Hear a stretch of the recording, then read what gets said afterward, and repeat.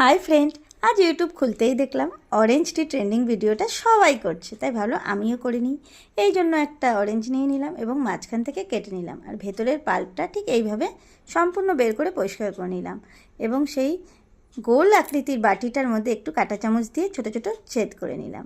এইবার অন্যদিকে ব্যাস চায়ের জন্য গরম জল বসিয়ে দিলাম, তাতে একটু চিনি আর অরেঞ্জের টুকরোগুলো ছোট ছোট করে দিয়ে ভালো করে ফুটিয়ে নিলাম। একদম শেষে কিন্তু অরেঞ্জ টিটা খেতে দারুণ হয়েছিল, তোমরা অবশ্যই একবার ট্রাই করবে। ব্যাস আমার চায়ের জলটা কিন্তু তৈরি হয়ে গেছে। এইবার একটা মাটির কাপ নেব এবং তার উপর আগে থেকে কেটে রাখা অরেঞ্জের চোকলাটা রেখে দেব। ব্যাস তার মধ্যে একটু চা পাতি দিয়ে উপর থেকে চিনি আর লেবু দিয়ে ফোটানো জলটা দেব।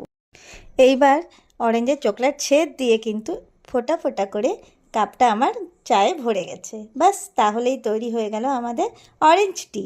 খেতে কিন্তু দারুণ হয়েছিল, তোমরা অবশ্যই একবার ট্রাই করো।